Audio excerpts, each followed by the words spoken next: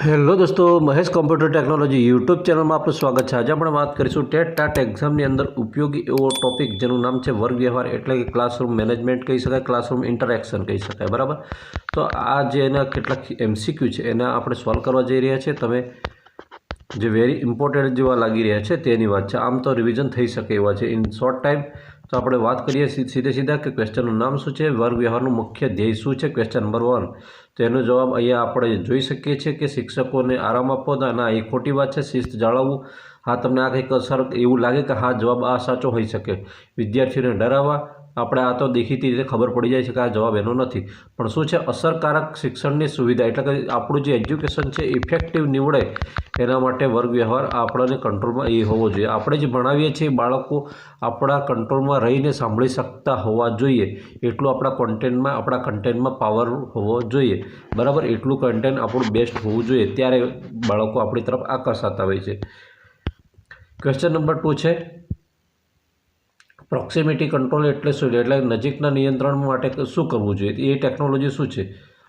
તો નજીકના નિયંત્રણ માટે વિદ્યાર્થીઓને સજા કરવી, એટલે કે ડરાવવા કે ચૂપ રહે, અંગૂઠા પકડાવવા, આ બધું નહીં। નિયમો બનાવવા, અવનવા નિયમો બનાવવા, એટલે કે આપણે કંઈક પણ કરતા હોય જે પણ બોલે એના નામ પાટિયા પર લખી દેવાના, આવા બધા આ નહીં, બરાબર।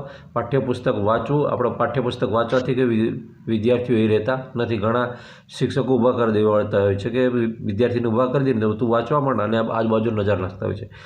પણ શિક્ષક છે એ વર્ગની અંદર જો આટા ફેરા મારે, બરાબર, સ્ટડી કરતા જઈને એ એક જગ્યાએ કંટ્રોલમાં એક જગ્યાએ ઊભું ના થઈ રહેવાનું, બરાબર। જો કે તમે બ્લેકબોર્ડની કે સ્માર્ટ બોર્ડની નજીક હોય ત્યાં પણ આમાં હેરાફેરી કરતા હોય તો એમાં થોડું એની ઇફેક્ટ વધારે રહેતી હોય છે, ઓકે। એન્ડ જો તમે કોઈ વિધાઉટ એના વગર સ્ટડી કરતા હોય, ભણાવતા હોય, તો એમાં વર્ગમાં હેરાફેરી કરવું જરૂરી છે, હલતા રહેવું જરૂરી છે। વર્ગમાં અનિચ્છનીય વર્તનને રોકવા માટે સૌથી અસરકારક વ્યૂહરચના કઈ છે? તો એમાં સજા આપીના એ ખોટું છે। યોગ્ય વર્તનની સ્પષ્ટ વ્યાખ્યાને પુનરાવર્તન, એટલે કે બાળકને ખરેખર આપણે કઈ રીતે રહેવું જોઈએ અને એની વારંવાર આપણે સમય મળે, જરૂર પડે એને આપણે જાણ કરતા રહેવું જોઈએ, બરાબર। વાલીઓને ફરિયાદ કરવાથી કાંઈ નથી થતું, પછી આપણને ના મળે તો આપણે ડરી જઈને વર્ગ છોડી દેવાથી કશું નથી થતું, કાં તો વિદ્યાર્થીને વર્ગ છોડી દઈથી ક્લાસ બહાર નીકળી જાય એમ કહેવાથી કશું નથી થતું, ઓકે। વર્ગ વ્યવહારમાં સકારાત્મક પ્રબલન એટલે શું? એટલે કે એમાં દેખવા જઈએ તો એનો જવાબ શું થાય છે? 2 આવે છે। સારા વર્તન માટે ઇનામ અથવા પ્રશંસા, આપણે ઇનામ તો કદાચ અમુક મોટે ભાગે આપી શકતા હોય છે, એટલે કે પ્રશંસાનું કામ તો આપણે કરી શકતા હોઈએ છીએ, ઇનામનું એ પણ યોજના કરવી જોઈએ, બરાબર। પછી વિદ્યાર્થીઓ માટે નિયમો બનાવવાની પ્રક્રિયામાં તેમને સામેલ કરવાથી શું ફાયદો થશે? તો એનાથી થશે કે નિયમોની માલિકીને પાલનની શક્યતા વધશે, એટલે કે વિદ્યાર્થીઓને આપણે જો કોઈ પણ પ્રકારના નિયમ બનાવીએ છીએ તો વિદ્યાર્થીઓને અંદર સામેલ કરશો તો વિદ્યાર્થીઓ એમને અનુકૂળ હોય એવા નિયમો બનાવવામાં મદદ કરશે, અને સાહેબ આ વધારે કઠિન છે, આવું નહીં બને, એટલે કે માન લો આજે ચેપ્ટર ચાલી ગયું તો આપણે એમ બીજા દિવસે કે ચલો બીજે દિવસે આપણે સિગ્નેચર કરી દેવી પડશે કે કરી દેવાનું રહેશે, તો કદાચ કોઈક કારણસર કોઈકને ના એ થાય તો 1-2 દિવસ આપણે નેક્સ્ટ પીરિયડ વખતે કરીશું, આ રીતે। સમયનું સંચાલન, ટાઈમ મેનેજમેન્ટ છે વર્ગ વ્યવહારમાં કઈ રીતે મદદરૂપ થાય છે, બરાબર। તો એને દેખવા છે શીખવવા માટે મહત્તમ સમય છે એ એની અંદર યુઝ કરવા માટે થાય છે, સુનિશ્ચિત કરે છે, બરાબર। એટલે કે અને સમયનું સંચાલન આપણે ટાઈમ મેનેજમેન્ટથી ભણાવતા હોવો જોઈએ, આપણે કેટલી મિનિટનો પીરિયડ છે, બરાબર, તો એની અંદર કેટલી મિનિટમાં કેટલું કવર થવું જોઈએ, અને છેલ્લે 5 કે 7 મિનિટની અંદર એનું રિવિઝન કરીને આપણે ઓવરવ્યૂ, એટલે કે ક્વેશ્ચન માર્ક્સ કરી શકીએ કે આપણે ભણાવીએ કેટલું ઇફેક્ટિવ રહ્યું, આવી રીતે કામ કરવું પડે। પછી છે વાત છે વર્ગખંડનું ભૌતિક વાતાવરણ કેવું હોવું જોઈએ? તો બરાબર, તો ઘોંઘાટવાળું અસ્તવ્યસ્ત ખોટું છે, માત્ર શિક્ષક કેન્દ્રિત, જટિલ ગૂંચવણો, આરામદાયક, વ્યવસ્થિત અને શિક્ષણને અનુકૂળ હોવું જોઈએ, બરાબર। ઘણી જગ્યાએ આવો પ્રશ્ન થતો હોય છે કે ઘણી બધી સ્કૂલો ગીચ વસ્તીની અંદર હોય છે, બરાબર, અને આજુબાજુ ઘણા બધા અલગ અલગ ફેક્ટરીના કે એલા પેલા કોઈક ને કોઈક અવાજ આવતા હોય છે, ખબર નહીં તેમને કઈ રીતે પરમિશન આપી દીધી હોય છે એ જગ્યાએ સ્કૂલ ખોલવાની, આવું હોય છે, પણ આ ખરેખર એવું ના હોવું જોઈએ, આવું વ્યવસ્થિત હોવું જોઈએ। પછી છે ડિસિપ્લિન એટલે કે શિસ્ત વર્ગ વ્યવહાર વચ્ચેનો મુખ્ય તફાવત શું છે? તો એના માટે છે શિસ્ત એ વર્ગ વ્યવહારનો માત્ર એક ભાગ છે, વર્ગ વ્યવહારનો એક માત્ર ભાગ છે, બરાબર. બાળકોમાં શિસ્ત હોવી જોઈએ એ છે, બરાબર.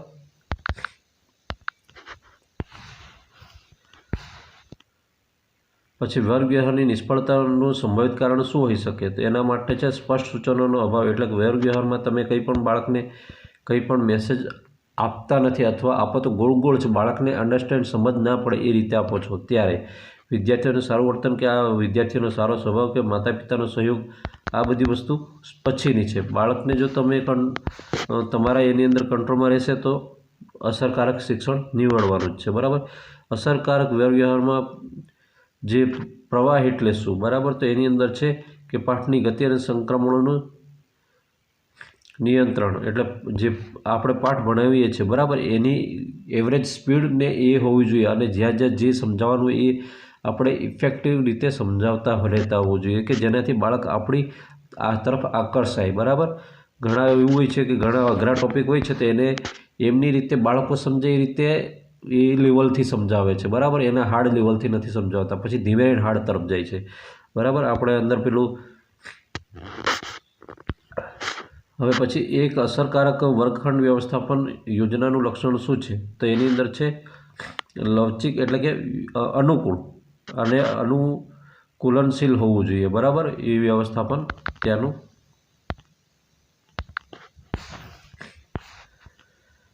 વર્ગખંડમાં ઘોંઘાટ ઓછો કરવા માટે શું કરવું જોઈએ? તો અહીંયા છે માત્ર વિદ્યાર્થીઓને સજા કરવી, કાયમ શાંત રહેવું કે પાઠ્યપુસ્તક બંધ કરી દેવું, નિયમો અને પ્રવૃત્તિઓ સ્પષ્ટ કરવી.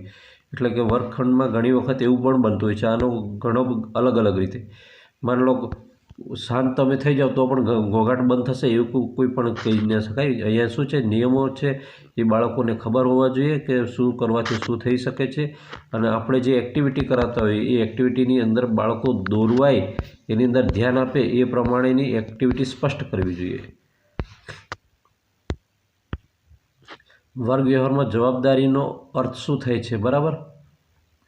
તો વર્ગ વ્યવહારની અંદર વાત કરીએ તો વિદ્યાર્થીઓ તેમના પોતાના વર્તન માટે જવાબદારી લે છે, બરાબર. માત્ર શિક્ષક જ જવાબદાર છે એવું નથી, બરાબર. બંને આમને સામને બંને હોય છે, એમાં વિદ્યાર્થીઓ જ એ હોય છે.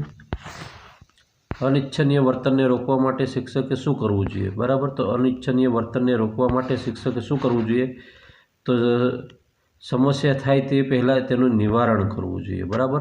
એટલે કે આપણને એવું લાગે કે આ બાળક એક જગ્યાએ એક બેન્ચીસ પરથી ઊભું થઈને બીજી બેન્ચીસ પર બેસે છે, કાં તો કોઈ આગળ બેઠેલું બેન્ચીસ પર વિદ્યાર્થી છે અને પાછળ રહીને ટપલી મારે છે કે કંઈક તો કરે છે, કોઈ રિએક્શન કરે છે, તો એ આપણે ત્યાં ધ્યાનમાં આવે તો તેને ત્યાંથી જ રોકવું જોઈએ. એટલે કોઈ લાંબો પ્રોસેસ એટલે કે કોઈ એમને બોલાચાલી કે ઝઘડો જેવું ના થાય, બરાબર. આવું ધ્યાન રાખવું જોઈએ. આપણે માત્ર રોબોટની જેમ ભણાવવાનું નથી, આપણે એમની પર નજર પણ રાખવાની છે. વિદ્યાર્થીઓને આંતરિક પ્રેરણા આપવા માટે વર્ગ વ્યવહારની કઈ વ્યૂહરચના મદદ કરે છે? તેની અંદર છે વિદ્યાર્થીઓને આંતરિક પ્રેરણા માટે કાર્યોમાં પસંદગી અને નિયંત્રણની લાગણી આપવી. એટલે કે એમનો જે વિદ્યાર્થીઓ છે એને ક્યારે કયા કાર્યની અંદર વિદ્યાર્થી પ્રેરાઈને આગળ વધી શકે છે એની વાત કરી છે. સિમ્પલ વાત કહી દઈએ આપણે. તો વિદ્યાર્થીને જેમાં રસ હોય ને એની અંદર તમે એડ કરો તો એ વિદ્યાર્થી એમાં પ્રેરાઈને એથી બેટર અને બેસ્ટ કામ કરવાનું એ કરશે. દાખલા તરીકે કોઈ વિજ્ઞાન મેળો છે કે ગમે તે, તો એમની અંદર જે વિદ્યાર્થીઓને જેવા પ્રકારના રસ હોય એ પ્રકારના ટૉપિકો અંદર દઈ દેવાના, પ્રોજેક્ટમાં છે કે ગમે તેમાં, બરાબર. પછી એમાં છે વર્ગખંડમાં બેઠક વ્યવસ્થા કેવી રીતે ગોઠવવી જોઈએ? તો અહીંયા માત્ર એક જ હરોળમાં ગોઠવવી, વિદ્યાર્થીઓના સહયોગથીને પ્રોત્સાહિત કરતી હોય એવી. હવે અહીંયા વાત કરી દઈએ કે જેવા જેવા વિદ્યાર્થીઓ હોય એમનો કોન્ટેક્ટની અંદર એ થતો હોય. હવે ઘણી વખત એવું પણ બને છે કે નંબર વાઇઝ ગોઠવી દેવામાં આવે છે, બરાબર. તો નંબર વાઇઝ ગોઠવે છે એમાં પણ પ્રોબ્લેમ રહેતો હોય છે. પણ ક્યારેક એવું બને છે કે અમુક બેચના અમુક જે વિદ્યાર્થીઓ હોય છે હોશિયાર હોય છે, થોડાક એથી ડલ હોય છે, એમ હોય છે, તો એ આપણે ABC રીતે ગોઠવીને એ લોકોને એ પ્રમાણે આપણે ટીચિંગ આપીએ અને એ રીતે એમની પાસેથી આઉટપુટ માંગી શકીએ છીએ અને એમને એ રીતે સુધારી પણ શકીએ છીએ, બરાબર. સતત એમનું મૂલ્યાંકન કરતા જઈને. હવે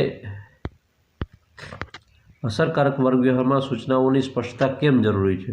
બરાબર. તો આપણે ક્યારનું ધ્યાન દોરવાયું એ રીતે વિદ્યાર્થીઓ જાણે કે તેમની પાસેથી શું અપેક્ષિત છે, એટલે કે આપણી પાસે શિક્ષક શું માંગી રહ્યા છે, શું કઢાવવા માંગી રહ્યા છે, એ વિદ્યાર્થીઓને ખબર પડવી જોઈએ, બરાબર. એના માટે જરૂરી છે સૂચનાઓ આપવી. શિક્ષકે વિદ્યાર્થીઓના ખરાબ વર્તનને કેવી રીતે સંબોધવું જોઈએ, તો એને વર્ગમાંથી બહાર કાઢવી જ મૂકવો જોઈએ, ખોટી વાત. એની અવગણના કરવી જોઈએ, એટલે ધ્યાન નહીં દેવાનું, એ જાણે એનું કામ જાણે એવું નહીં. ગુસ્સે થઈને અનિયમિતતા સાથે, એટલે કે ગુસ્સે થઈને વિદ્યાર્થીએ શિક્ષકે જેમ તેમ બોલીને કેમ કરીને એવું પણ નહીં, બરાબર. અનિચ્છનીય વર્તન સાથે નહીં, શાંતિથી અને સુસંગતતા સાથે વિદ્યાર્થી સાથે આપણે પેશ આવવાનું છે, એની સાથે વાતચીત કરીને એને સમજાવવાનો છે. સમયપત્રકનું પાલન કરવું એ કયા પ્રકારની વ્યવહાર કુશળતા છે, તેમાં શું નિયમોની સ્પષ્ટતા આવશે, સમય વ્યવસ્થાપન આવશે, તેમાં શું આવશે, વ્યવસ્થાપન આવશે, બરાબર. સમયપત્રક આપણે ટાઈમ ટેબલની વાત કરી છે. પછી એના પછી નેક્સ્ટ આગળ જઈએ. વર્ગખંડમાં મૈત્રીપૂર્ણ અને સહાયક વાતાવરણ બનાવવાથી શું થાય છે, તો વર્ગ વ્યવહારની સમસ્યાઓ છે મોટાભાગની ઘટે છે. મને એવું લાગે છે આ ટાઈમ થોડો ઓવર જશે એવું લાગે છે, થોડી સ્પીડ મારવી પડે એવું લાગે છે. હવે મૂલ્યાંકનની વાત આવે છે. એવલ્યુએશન અને બ્લૂમ્સ ટેક્સોનોમી સહિતની વાત છે. ટેક્સોનોમી, હવે એની અંદર રચનાત્મક મૂલ્યાંકનનો શું હેતુ છે એમ વાત કરી છે, બરાબર. રચનાત્મક ફોર્મેટિવ એવલ્યુએશન, હવે તો શીખવાની પ્રક્રિયામાં જે આપણે છે એમાં સુધારો કરવા માટેની રચનાત્મક મૂલ્યાંકનનો એ ઉદ્દેશ્ય જે છે, બરાબર. ઉદ્દેશ્ય અને હેતુ બે નજીકની વસ્તુ છે, પણ પોતે શબ્દને કારણે અલગ છે. હા મિત્રો, આપણને હેતુ અને ઉદ્દેશ્યો કદાચ આપણે ભણાવતા હોય ને તો એના ટોપિકના હેતુ અને ઉદ્દેશ્યો હોય છે, તમે જોયા હશે કન્ટેન્ટમાં, જો પીટીસી બીએડ કરેલું હશે તો, બરાબર. આપણે સંકલિત મૂલ્યાંકન ક્યારે કરવામાં આવે છે, બરાબર. તો સંકલિત મૂલ્યાંકન છે સત્ર અને કોર્સના અંતે આપણે સમરી આખું ટોટલી ચેપ્ટરો સાથેનું, એક ચેપ્ટર વાઇઝ વાળું હોય છે ને એ અલગ છે, એ સતતમાં ગણાઈ જાય. મૂલ્યાંકન કરવાનો એનો હેતુ શું છે, તો મૂલ્યાંકન શિક્ષકના પગારમાં વધારો કરાવવાના, વિદ્યાર્થીઓની શીખવાની પ્રગતિની સિદ્ધિને માપવાની છે, બરાબર. એમાં કંઈ માત્ર કસોટી લેવાની નથી, એટલે કે જવાબ બી આવશે. કયું મૂલ્યાંકન સાધન વિદ્યાર્થીઓની કુશળતા સ્કિલનું માપન કરવા માટે શ્રેષ્ઠ છે, એટલે કે નિબંધ પરીક્ષા, બહુવિકલ્પ નિરીક્ષણ અને કાર્ય આધારિત આકારણી અને મૌખિક પ્રશ્નો. મૌખિક પ્રશ્નોથી જો એટલું નથી થતું, કોઈક બાળક ડરી પણ જાય છે. એમસીક્યુની અંદર એવું નથી કે દરેકને આવડે, નિબંધવાળું તો છોડ દો. નિરીક્ષણ તમે કરી શકો છો અને કાર્ય આધારિત એની આકારણી કરી શકો છો, એટલે એક્ઝામ પણ લઈ શકો છો. સતત અને સર્વગ્રાહી મૂલ્યાંકન CCE ની અંદર સર્વગ્રાહીનો અર્થ શું થાય છે, બરાબર. તો સર્વગ્રાહીનો અર્થ અહીંયા એવો જ કર્યો છે કે શૈક્ષણિક અને શૈક્ષણિક બંને ક્ષેત્રોનું મૂલ્યાંકન, બરાબર.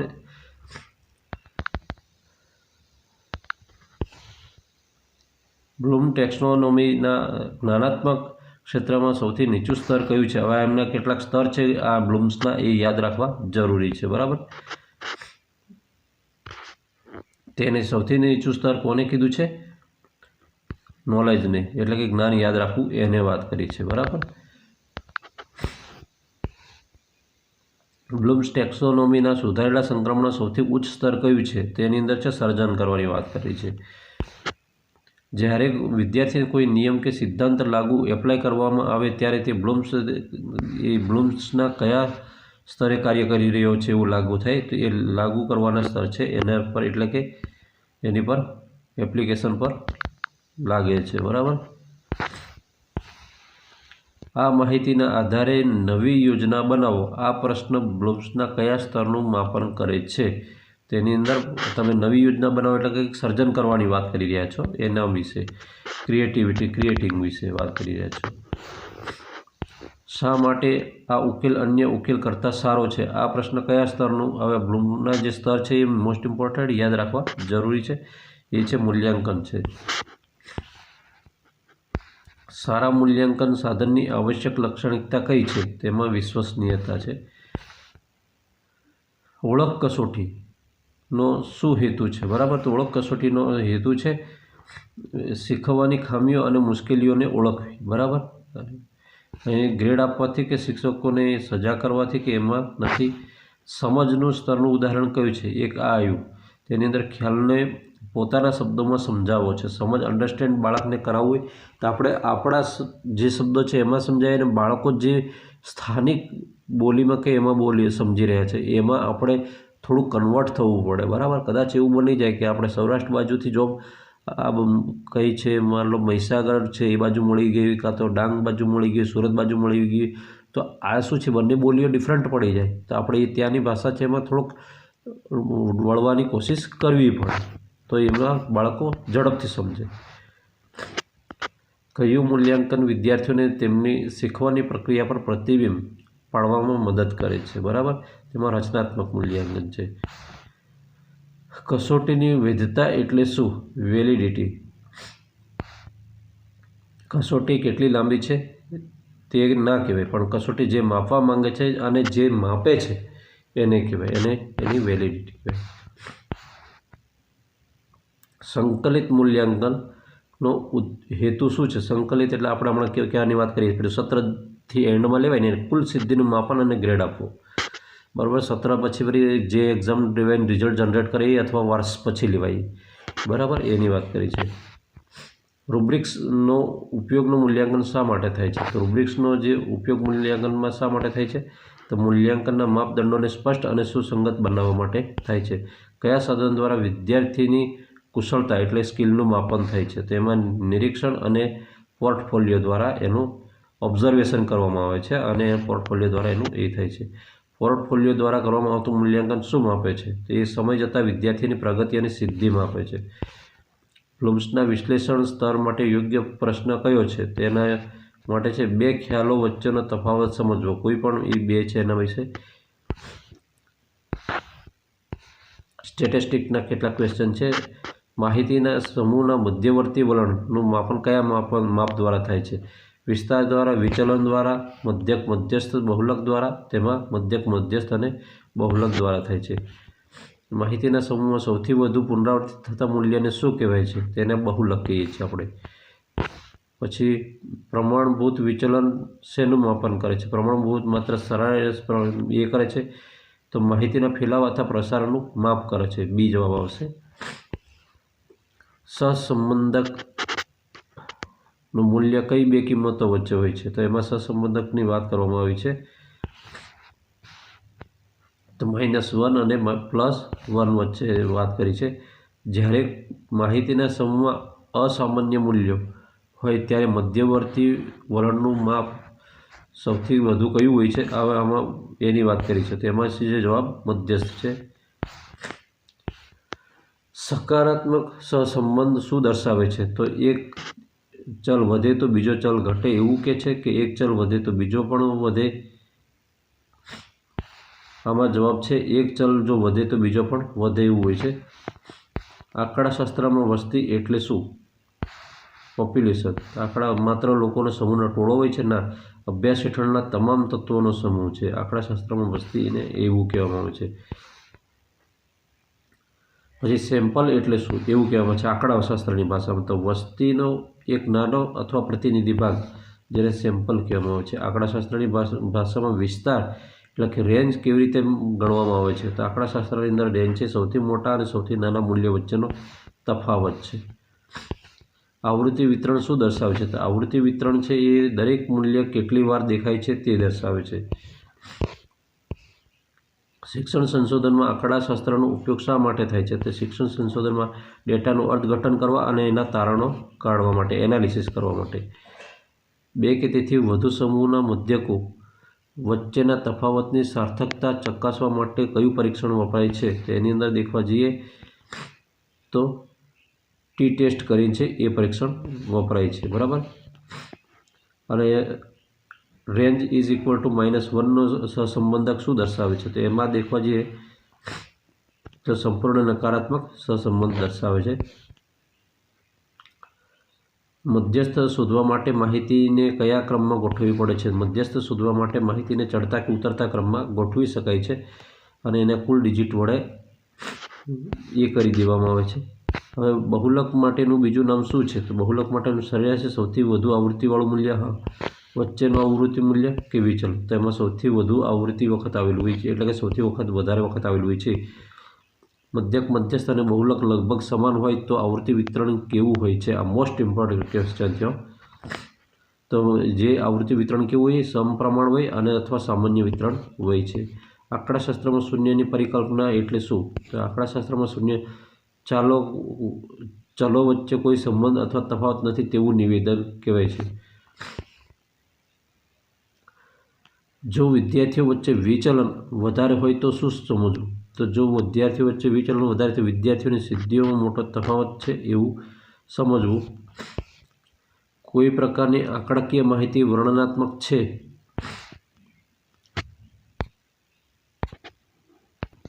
વિદ્યાર્થીઓની સિદ્ધિમાં મોટો તફાવત છે એવું કહી શકાય. પ્રશ્ન કોઈ પ્રકારની આંકડાકીય માહિતી વર્ણનાત્મક છે એની અંદર દેખવા જઈએ તો એની અંદર શું છે? મધ્યસ્થ અને બહુલક પ્રમાણભૂત વિચલન છે.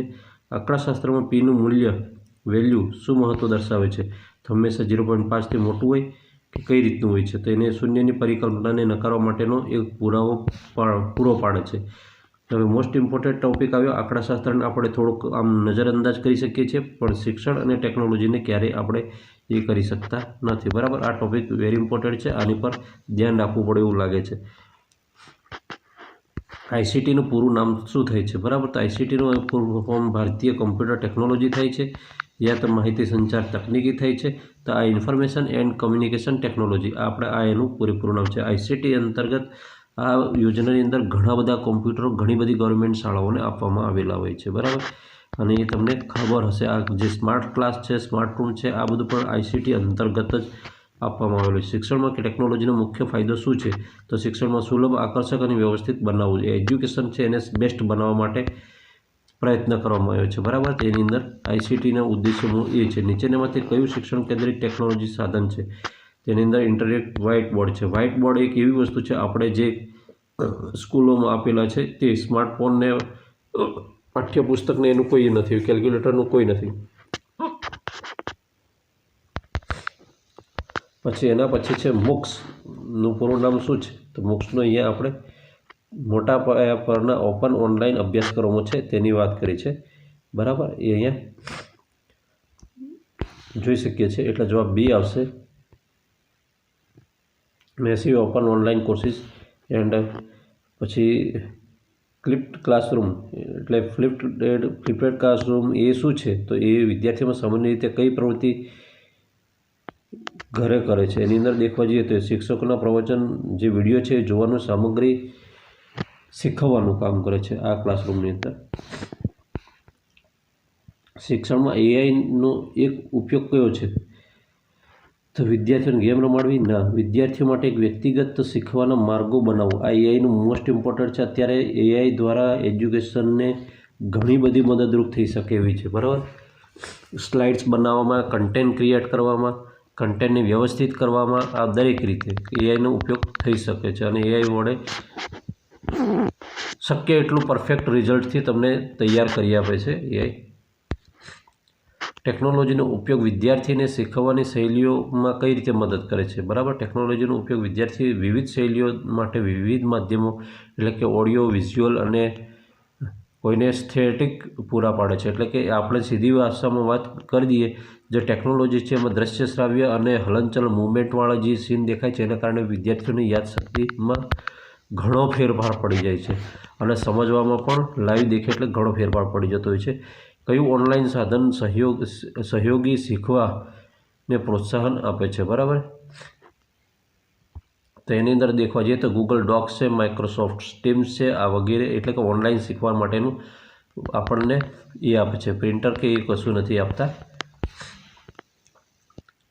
એડ્યુસેટ શેના માટે ઉપયોગી છે? બરાબર, તો એડ્યુસેટને છે હવામાનની આગાહી કરવા માટે? ના, શિક્ષણ માટે સમર્પિત અને ઉગ્ર સંચાર માટે, એટલે કે બી છે એનો જવાબ. એડ્યુસેટનો ઉપયોગ એ છે. શિક્ષણમાં ડિજિટલ સાક્ષરતાનો અર્થ શું થાય છે? તો ડિજિટલ સાધનોને સુરક્ષિત, અસરકારક અને જવાબદાર ઉપયોગ કરવાની ક્ષમતા, જેને ડિજિટલ સાક્ષરતા કહી શકાય. માત્ર કોમ્પ્યુટર ચલાવવું એ પણ નહીં કહેવાય, ગેમ રમવી એ પણ નહીં કહેવાય.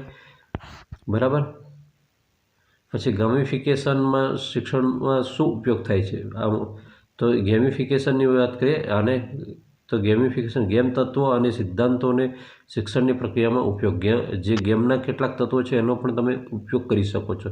દાખલા તરીકે કોઈકે સદી મારી હોય તો તમે એના દ્વારા એક્ઝામ્પલ આપીને એ કહી શકો છો કે ભાઈ ફલાણાએ આટલા આમ કર્યું. તમે તમારા માર્ક્સની અંદર પણ એટલે કે તમારા પેપરની અંદર પણ 100માંથી 100 લાવી શકો છો, આવું વગેરે વગેરે.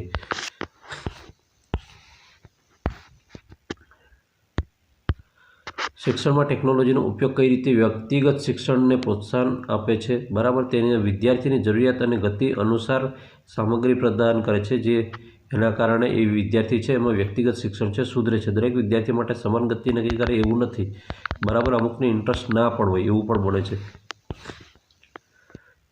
શિક્ષકને આરામ આપીને આ વેરી ડેન્જર છે. અત્યારે એનો ઉપયોગ વધારે થઈ રહ્યો છે, એટલે કે એ કામ વધારે થઈ રહ્યું છે. પછી વર્ચ્યુઅલ રિયાલિટીનો શિક્ષણમાં શું ઉપયોગ છે? બરાબર, તેની અંદર ડિજિટલ ખ્યાલોનું ઇમર્સિવ એટલે કે ઊંડાણપૂર્વક અને અનુભવ આધારિત શિક્ષણ આપવું. બરાબર, નીચેનામાંથી કયું ઓપન એજ્યુકેશન રિસોર્સ છે? OER. તો એની અંદર દેખવા જઈએ તો કોઈપણ કિંમતે ઉપલબ્ધ લાયસન્સવાળી શૈક્ષણિક સામગ્રી વાપરવી તે. બરાબર, લાયસન્સવાળું એજ્યુકેશન સામગ્રી વાપરવી તે. દાખલા તરીકે તમે માઇક્રોસોફ્ટની ઘણી બધી ચીજ વસ્તુઓ નાખો તો એ નહીં, એ લાયસન્સવાળી છે. બરાબર, એના માટે લાયસન્સ હોવું જરૂરી છે. પણ તમે ઓપન ઓફિસ છે બરાબર એવા બધા રાખશો તો એ ઓફિસ શીખવાડવામાં કોઈ પ્રોબ્લેમ ન આવે. લિનક્સ ઓપરેટિંગ સિસ્ટમ છે વગેરે વગેરે. શિક્ષણમાં ઇન્ટરનેટનો એક ગેરફાયદો શું હોઈ શકે? તો માહિતીની અતિશયતા અને અયોગ્ય સામગ્રીનો સંપર્ક આ હોઈ શકે. બરાબર, માહિતી તમને ઉપલબ્ધ થાય છે, જે શિક્ષણને બી એ પણ મળે છે, ઝડપ પણ મળે છે, પણ ઘણી બધી માહિતીને કારણે અયોગ્ય સામગ્રી પણ તમને મળી જતી હોય છે. બરાબર, એમાં કશું નથી, થોડું અન્ડરસ્ટેન્ડ તમે પૂછો છો એની અલગ સિસ્ટમ હોય એના કારણે પ્રશ્નનો જવાબ બદલાઈ જતો હોય છે. બાકી કોઈ પ્રોબ્લેમ નથી. તમે પ્રશ્ન સવાલ સીધું પૂછશો તો એનો પરફેક્ટ જવાબ આવશે. કઈ ટેકનોલોજી શિક્ષકને વિદ્યાર્થીઓની પ્રગતિનું સતત રચનાત્મક મૂલ્યાંકન કરવામાં મદદ કરે છે? ઓનલાઈન ક્વિઝ પ્લેટફોર્મ્સ અને પ્રતિસાદ સાધનો આ વેરી ઇમ્પોર્ટન્ટ છે. દાખલા તરીકે તમે કોઈ પણ એક્ઝામ કે ગમે તે આવી છે તો એ ટોપિકના આધારે એ ટોપિકને લઈને બરાબર, દાખલા તરીકે કોલબર્ગ છે તો કોલબર્ગને આધારે લઈને તમે એઆઈથી જનરેટ કરીને MCQ જનરેટ કરો છો અને એને વારંવાર MCQ ગેમ રમો છો તો તમારા જે કન્ટેન્ટ છે એની અંદર 100% સુધારો આવશે અને 100% પાવર આવી જશે અને ડિસિઝન પાવર બી ઝડપી વધશે. એટલે તમે એ એક્ઝામમાં એનું ડિસિઝન મોક ટેસ્ટ આવવાની જરૂર નહીં પડે, સીધું સેલ્ફ મોક ટેસ્ટ આપણી ગેરંટી છે. વર્ગખંડમાં બ્લૂમ્સના ઉચ્ચ સ્તરની પ્રવૃત્તિ કરવા માટે કઈ ટેકનોલોજીનો ઉપયોગ કરી શકાય છે? બરાબર, તો એની અંદર વાત કરીએ તો ડિજિટલ સ્ટોરીબોર્ડ છે, કોડિંગ્સ છે એન્ડ 3D મોડેલિંગ સોફ્ટવેર છે. આવી બધી વસ્તુ છે ઉચ્ચ સ્તર માટે, એટલે કે સર્જન કરવા માટે. બરાબર, તો વિદ્યાર્થી એમાં નવું સર્જન કરી શકે છે. શૈક્ષણિક ટેકનોલોજીનું અંતિમ ધ્યેય શું છે? તો શિક્ષકને દૂર કરવાના, વિદ્યાર્થીઓને શીખવાના અનુભવને સમૃદ્ધ બનાવવું અને પરિણામો સુધારવા એ છે. બરાબર, એનું કંઈ કોમ્પ્યુટર ખરીદવું કે એ કરવું એ નથી. ટેકનોલોજીનો ઉપયોગ કરીને રચનાત્મક મૂલ્યાંકનનો એક ફાયદો શું છે? તો ટેકનોલોજીનો ઉપયોગ કરીને રચનાત્મક મૂલ્યાંકનનો એક શું છે? તાત્કાલિક પ્રતિસાદ, ડેટા વિશ્લેષણ. ધીમો શિક્ષકને સજા કરી તાત્કાલિક અંદર પ્રતિસાદ અને ડેટા વિશ્લેષણ કરી શકાય છે. એમાં વર્ગ વ્યવહારમાં ગૂગલ ફોર્મ્સનો ઉપયોગ શું થાય છે? વર્ગ વ્યવહારની અંદર દેખવા જઈએ તો ઝડપી રચનાત્મક મૂલ્યાંકન અને પ્રતિસાદ એકત્રીકરણ કરવું. દાખલા તરીકે તમે કોઈના ઓપિનિયન મંગાવવા માંગો છો, પ્રતિસાદ મંગાવવા માંગો છો અથવા તો અંદર કોઈ માહિતીનું ઝડપી એકત્રીકરણ કરવા માંગો છો ત્યારે એનો ઉપયોગ કરી શકાય છે. ક્રિયાત્મક સંશોધન છે, એક્શન રિસર્ચ છે. હવે એની અંદર વાત કરીએ તો એના વિશે શું છે? તો ક્રિયાત્મક સંશોધનનો મુખ્ય હેતુ શું છે? તો સ્થાનિક વર્તમાન સમસ્યાનો ઉકેલ લાવવો અને પ્રથામાં સુધારો કરવાનો છે. ક્રિયાત્મક સંશોધન સામાન્ય રીતે કોના દ્વારા હાથ ધરવામાં આવે છે? માત્ર મોટા વૈજ્ઞાનિકો દ્વારા, શિક્ષકો, શિક્ષણ સામયિક પરિસ્થિતિમાં, સરકારી સંસ્થામાં કે વિદેશી નિષ્ણાતોની અંદર વાત કરી છે. તો અહીંયા આપણે કોની વાત કરીશું? શિક્ષકો અને જે શિક્ષણ વ્યવસાયિકો દ્વારા તેમની પોતાની પરિસ્થિતિની અંદર વૈજ્ઞાનિકો સંશોધન કરે એને તો સંશોધન જ કહેવાય. ક્રિયાત્મક સંશોધનનું ચક્ર જે સાયકલ છે એ કયા પગલાંનું બનેલું હોય છે, બરાબર? તેની અંદર વાત કરી છે પહેલાં પ્લાન કરવાનો, પછી અમલ કરવાનો, પછી એનું નિરીક્ષણ કરવાનું, પછી પ્રતિબિંબ એટલે કે આઉટપુટ મેળવવાનું, બરાબર? આ રીતની એની સાયકલ છે. પછી ક્રિયાત્મક સંશોધનનું પ્રથમ પગલું શું છે, તો બરાબર, તો ડેટાનું વિશ્લેષણ કરવાનું, યોજના, સમસ્યાની ઓળખ અને વ્યાખ્યા કરવાની. તો સમસ્યાની ઓળખ અને વ્યાખ્યા કરવાની એ છે. તમે કદાચ કોમ્પ્યુટરની અંદર ફ્લોચાર્ટ વિશે ભણ્યા હોય તો કોમ્પ્યુટરમાં પણ એવું હોય છે કે જે સમસ્યાની ઓળખ કરવાની છે, બરાબર, તો તમારો ટૉપિક શું છે એના આધારે તમારે એને એ કરવો પડે, અને એ ટૉપિકના આધારે તમે કોઈ એપ્લિકેશન કે સોફ્ટવેર ડેવલપ કરી શકો છો, બરાબર? એવું છે. એટલે પબ્લિકની ડિમાન્ડ શું છે, એમને તકલીફ શું છે, એ તકલીફને આધારે વસ્તુ બનાવી શકાય છે, કે આમ અંદાજે અટકળી નથી બનાવી દેવાથી. ક્રિયાત્મક સંશોધનનો કયો તબક્કો સ્થાનિક સમસ્યાના સંભવિત ઉકેલ પર ધ્યાન કેન્દ્રિત કરે છે? તેની અંદર પ્લાનની વાત કરી છે, બરાબર. ક્રિયાત્મક સંશોધનનું મુખ્ય ધ્યાન ક્યાં હોય છે? તો ક્રિયાત્મક સંશોધનનું મુખ્ય ધ્યાન હોય છે વર્ગખંડ અને શાળાના સ્તરની ચોક્કસ સમસ્યાઓ પર હોય છે. ક્રિયાત્મક સંશોધન પરંપરાગત સંશોધન કરતાં કઈ રીતે અલગ પડે છે? તો પરંપરાગત સંશોધન કરતાં એ કેવું હતું, તે લાંબુ હતું કે આ તાત્કાલિક અને સુધારવા પર ભાર મૂકે છે, એવું છે, બરાબર? આ ક્રિયાત્મક સંશોધન એવું છે. પરંપરાગત એ લાંબુ ને ખર્ચાળ હતું. પ્રતિબિંબનો તબક્કો શું સૂચવે છે, બરાબર છે? આપણે રિઝલ્ટની વાત કરી હતી. પરિણામનું વિશ્લેષણ, આગામી પગલાંનું આયોજન, બરાબર, એ સૂચવે છે. ક્રિયાત્મક સંશોધનના પરિણામોનો ઉપયોગ કોના દ્વારા થાય છે? તો એના પરિણામોનો ઉપયોગ છે માત્ર સંશોધકના, મુખ્યત્વે સંશોધનકર્તા અને તેમની શાળા દ્વારા થાય છે, એના દ્વારા થાય છે. એટલે કે જે પણ વ્યક્તિને ખબર પડે કે આ બાળકમાં આટલા વિદ્યાર્થીઓ નબળા છે, તેમને પર આપણે આ પ્રકારનું ટીચિંગ આપીશું તો આ બાળકોમાં આટલો સુધારો આવી શકશે, વગેરે વગેરે. વર્ગખંડમાં વિદ્યાર્થીઓની ગેરહાજરી ઘટાડવા કયા પગલાં લેવા જોઈએ? એના સંશોધનનો કયો ભાગ છે? તો એને મૂળભૂત સંશોધન કહીશું, ક્રિયાત્મક સંશોધન, સૈદ્ધાંતિક સંશોધન કે ઐતિહાસિક સંશોધન? એને ક્રિયાત્મક સંશોધન કહીશું, બરાબર. વર્ગ વ્યવહારની અસરકારકતાનું મૂલ્યાંકન કરવા માટે કયા માપન યોગ્ય છે? તો આપણે વિદ્યાર્થીઓને શીખવવાની સિદ્ધિ અને વર્તન, આ પ્રશ્ન કદાચ રિવિઝન થતો હશે આપણે આગળના એમાં, એની નજીકનો જ પ્રશ્ન છે. ટેકનોલોજીનો ઉપયોગ કરીને બ્લૂમ ટેક્સોનોમીના વિશ્લેષણ સ્તરને કેવી રીતે માપી શકાય છે? તો એની અંદર દેખવા જઈએ તો સ્પ્રેડશીટ અથવા ડેટા વિશ્લેષણ સોફ્ટવેરનો ઉપયોગ કરીને જટિલ ડેટાનું પૃથ્થકરણ કરીને માપી શકાય છે. આલેખ બનાવી શકાય છે. સીધી ભાષામાં વાત કરું તો આલેખથી બધું સમજ પડી જાય. એક્સેલની અંદર સ્પ્રેડશીટની વાત કરી છે ને એની, જો કોઈ શિક્ષક વર્ગખંડની સમસ્યા, દાખલા તરીકે હોમવર્ક બાળકો ના કરતા હોય ને સુધારવા માટે એક નવી પદ્ધતિ લાગુ કરે છે, તો આ કયું સંશોધન કહી શકાય? તે ક્રિયાત્મક સંશોધન કહી શકાય. મૂલ્યાંકનમાં ઓળખ કસોટીના પરિણામો કયા સંશોધનના તબક્કામાં માહિતી તરીકે ઉપયોગી થઈ શકે છે? તો એમાં શું છે, તો ક્રિયાત્મક સંશોધન છે ના યોજના તબક્કામાં સમસ્યાને સમજવા માટે, બરાબર.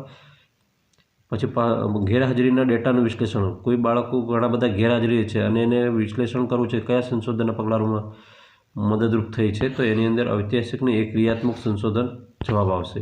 બ્લૂમના ટેક્સોનોમીના ઉપયોગમાં મુખ્યત્વે શા માટે થાય છે? બ્લૂમના ટેક્સોનોમીનો ઉપયોગ શાના માટે થાય છે? તો શૈક્ષણિક ઉદ્દેશ્ય, પ્રવૃત્તિઓ અને મૂલ્યાંકનને રેખિત કરવા માટે, બરાબર. મૂલ્યાંકનની વિશ્વસનીયતા સુધારવા માટે ટેકનોલોજીનો ઉપયોગ કઈ રીતે થઈ શકે છે? તો પરીક્ષણના એનાથી ઓટોમેટેડ માર્કિંગ અને સ્કોરિંગ સુસંગતતા માટે. તો એની અંદર વાત છે ઓટોમેટેડ માર્કિંગ અને સ્કોરિંગ સુસંગતતા માટે. હવે આપણે મેં હમણાં તમને ગેમની વાત કરી હતી, બરાબર. તો એ ગેમની અંદર ઓટોમેટિક તમે જે સબમિટ કરો એટલે તરત જ તમારા માર્ક્સ આવી જાય, ને તમે જે ખોટા જ સવાલોના જવાબ આપેલા એ તરત તમને એની અંદર સાચા જવાબ અને તમે ખોટા આપેલા એ જવાબ બંને બતાવવામાં આવે કે તમે આ જવાબ આપેલો ખરેખર આ જવાબ આપે છે. એનું એક આખું એનાલિસિસ જનરેટ થાય છે, બરાબર. આવું એઆઈથી ઘણો બધો લાભ થાય છે. તમે ટ્રાય કરશો તો બેસ્ટ રહેશે. ઇન શોર્ટ ટાઈમ MCQ એમના મૂલ્યાંકનના કયા જ્ઞાનાત્મક જે સ્તર છે એ માટે સૌથી વેરી ઇમ્પોર્ટન્ટ છે? તો અહીંયા જ્ઞાન અને સમજ માટે. હવે આ બહુવિકલ્પો છે ને એ ક્યાંના માટે કામ લાગે? તમને સીધી ભાષામાં વાત કરું, બહુવિકલ્પોમાં MCQ એટલા ન આવે. આપણે ધારો કે બહુવિકલ્પના જે પ્રશ્નો છે ને એટલે જ્ઞાન અને સંબંધના પ્રશ્નો, એની અંદર ખાલી જગ્યા, ખરા ખોટા, બરાબર, આ પણ આવી જાય, એવું કશું નથી. એક બે વાક્ય છે એ પણ આવી જાય. એક જ વાક્યમાં એક જ શબ્દમાં જવાબ આપવાનો હોય. એ પણ આવી જાય. અને વિકલ્પ 4માંથી ગમે તે એક પસંદ કરો એ પણ આવી જાય.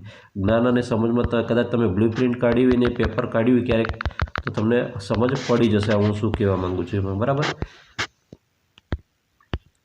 ક્રિયાત્મક સંશોધનનું ચક્ર શા માટે પુનરાવર્તિત હોય છે, બરાબર. તો એની અંદર વાત છે પ્રથામાં સતત સુધારો અને સમસ્યાનું ઊંડાણપૂર્વક નિરાકરણ લાવવા માટે. હવે લાસ્ટ ક્વેશ્ચન છે, શિક્ષક વર્ગખંડમાં નિયમોનું પાલન કરાવવા માટે કયા આંકડાશાસ્ત્રના ડેટાનો ઉપયોગ કરી શકે છે?